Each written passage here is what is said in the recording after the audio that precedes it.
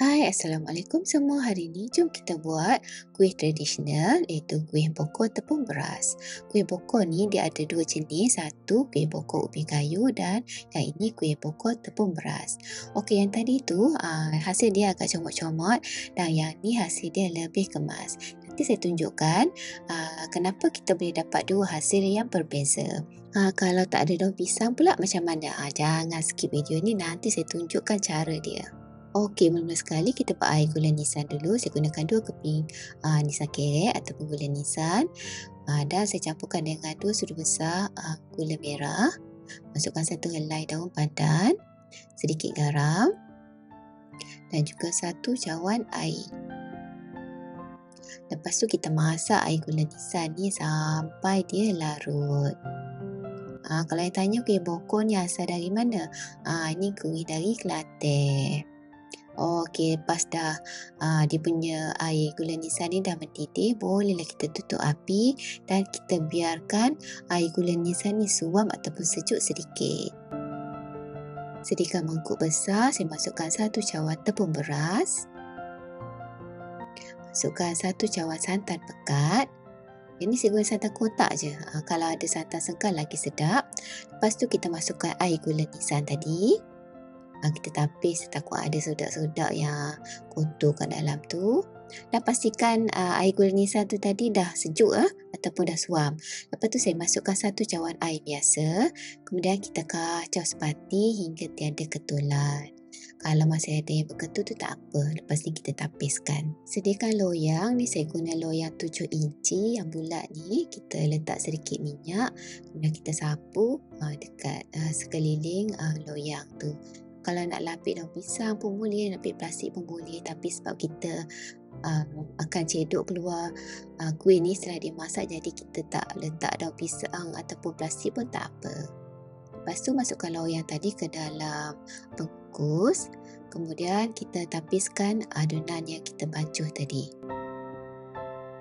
Okey, pastikan sebelum kita kukus adunan ni, air dalam pengukus tu dah mendidih. Ini paling penting untuk membuat kuih yang guna kaedah kukus. Kemudian kita kukus selama 25 minit ke 30 minit ataupun hingga masak guna api besar. Sementara nak tunggu kita punya kuih bokor tadi tu masak, jom kita sediakan dia punya kepala santan. Okey, saya gunakan 4 sudu besar tepung beras. Kali ni saya guna tepung beras cap golden coin ataupun kalau nak guna cap teratai pun boleh. Lepas tu masukkan sedikit garam untuk naikkan rasa lemak. Kemudian saya masukkan 1 cawan santan pekat. Dan juga 2 cawan air. Dalam video ni nampak macam 1, tapi sebenarnya saya tambah. Behind the scene tu saya ada tambah 1 lagi. Jadi total air tu saya gunakan 2 cawan. Kalau nak dia punya kepala santan ni lebih lembut, boleh lebihkan lagi setengah cawan. Tapi kalau 2 cawan ni pun dah okey lah, dah memadai. Kemudian kita kacau dia hingga sepati. Lepas tu kita tapiskan adunan tadi tu ke dalam periuk. Kemudian kita masukkan 1 helai daun pandan setelah pun disimpul. Kalau tak ada daun pandan, skip sajalah. Yang ni kita nak bagi dia naik aroma pandan dalam kita punya kepala santan. Lepas tu kita masak guna api kecil sahaja hingga likat. Dan nampak macam ni dia dah hampir masak. Lepas tu bila kita tengok ada letusan kecil dekat atas permukaan kita punya kepala santan, itu maknanya kita punya kepala santan tu dah pun masak. Kalau santan kita siap, stand molek kita punya kuih bokor ni pun dah masuk. Okey, kau cun-cun dah timing. Okey, secara teknikal kuih bokor kita ni dah pun siap. Kita ambil sedikit ataupun kita scoop yang bahagian koko tu ataupun yang bokor tu. Lepas tu kita letak dia punya kepala santan. Dah boleh makan dah ni. Okey, inilah cara hidang kalau tak ada daun pisang. Dan macam inilah cara peniaga di pasar besar di Kelantan menjual kuih bokor.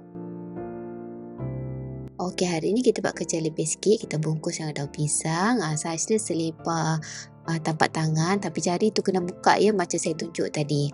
Okey, daun pisang ni kita dah layur dengan api, kemudian kita sapu sedikit minyak supaya kuih tu tak melekat lah. Sebenarnya daun pisang ni saya dah bersihkan pun, tapi ni saya buat demo sahaja.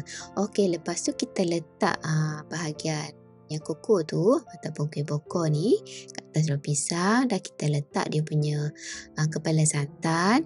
Kuantiti tu terpulang lah, kalau suka banyak dia punya kepala santan tu letaklah lebih. Lepas tu kita bungkus macam bungkus tapai pulut tu. Kalau daun pisang banyak, boleh kita guna bahagian yang kecil ni. Saya tak tahu ini panggil apa, tapi saya panggil dia sebagai cawat. Kita letak bahagian yang kecil tu dekat tengah, kemudian kita smart ataupun kita pin menggunakan lidi ataupun pencukir gigi. Kalau dekat bahagian atas tu nampak ada lebihan daun pisang, bolehlah kita gunting supaya kita punya bungkusan ni nampak lebih kemas. Dia nampak comel sikit lah kan. Dah siap bungkus, kita masukkan ke dalam pengukus dan kukus selama 5 minit sahaja guna api kecil. Tujuan kita kukus ni supaya kuih bokor kita akan tahan lebih lama sebab kuih ni menggunakan santan, dan satu lagi dia akan membangkitkan aroma daun pandan. Nanti kuih bokor kita akan lebih sedap dan beraroma. Lagi satu, kalau kita nak simpan ataupun frozen kan, dia akan lebih senang sebab kita dah buat individual pack macam ni. Kalau nak makan, kita ambil je serihit saja dalam microwave ataupun kita boleh kukus sekejap saja.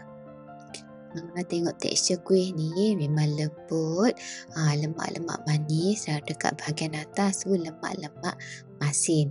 Memang sedap, dan saya percaya ramai yang belum pernah merasai keenakan kuih bokor tepung beras ni. Mungkin kalau bokor ubi kayu ramai makan sebab kuih tu agak popular sekarang, boleh dikatakan di seluruh Malaysia, tapi yang ini agak kurang popular. Kalau ada yang nak cuba resepi kuih bokor ubi kayu, boleh tengok link di description sebab saya pernah buat 2 versi, 1 gula dan juga gula merah. Soalan famous, dapat berapa biji? Okey, yang kukus tu 12 biji, dan yang 2 biji dekat atas pinggan koko ni, yang ni tak kukus 2 biji, dan yang saya tak bungkus tadi tu lebih kurang 2 biji. Yang ni tak kukus, dia punya hasil dia lebih comot lah, comot-comot sikit, tapi rasa dia tetap sedap, cuma tak ada aroma daun pisang. Kalau berbanding yang kukus ni, dia nampak lebih kemas, nampak cantik lah sikit dia punya hasil kuih bokor. Okey, terima kasih penonton. Jangan lupa subscribe, like, komen dan share.